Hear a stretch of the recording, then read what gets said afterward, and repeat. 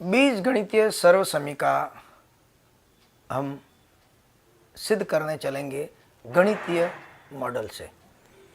यहाँ मैंने एक ए भुजा का वर्ग लिया है, तो इसका क्षेत्रफल हो गया ए स्क्वायर।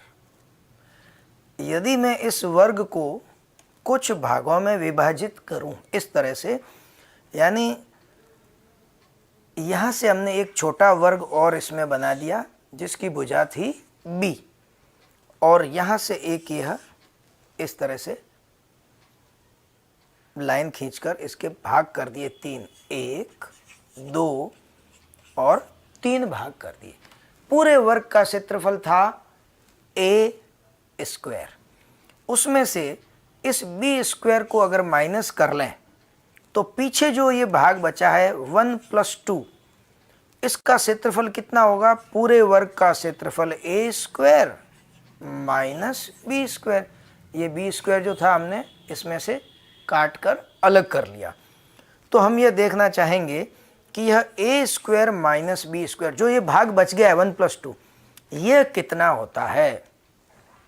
ए स्क्वायर माइनस बी स्क्वायर यह कितना है? इसे तब छोड़ दीजिए, ए स्क्वायर माइनस बी स्क्वायर वो बाहर चला गया। बचा हुआ भाग जो था ए स्क्वायर माइनस बी स्क्वायर, इसका क्षेत्रफल कितना? तो A square minus B square का क्षेत्रफल बराबर 1 + 2। तो इन दोनों भागों में ये अगर इनको हम अलग करें तो ये तो समलंब चतुर्भुज बनते हैं, इससे काम नहीं बनेगा।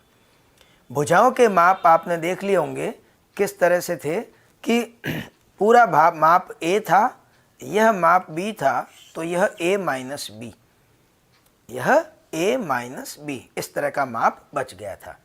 अब इन दोनों समलंब चतुर्भुजों का क्षेत्रफल हम ज्ञात नहीं करेंगे, तो हम इनको कुछ इस तरह से सेट करते हैं।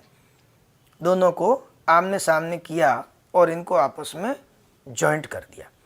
तो देखिए यह एक आयत बन गया जिसकी एक भुजा तो है ये बड़ी वाली a + b, और दूसरी भुजा अभी हमने देखी थी a माइनस बी।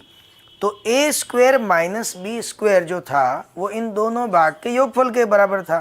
तो एक का क्षेत्रफल, दो का क्षेत्रफल ऐसा नहीं, इस पूरे आयत का क्षेत्रफल लंबाई a + b इंटू चौड़ाई a माइनस बी, यह a square minus B square is equal to a + b a minus b. यह हमने एक सर्वसमीका सिद्ध कर दी।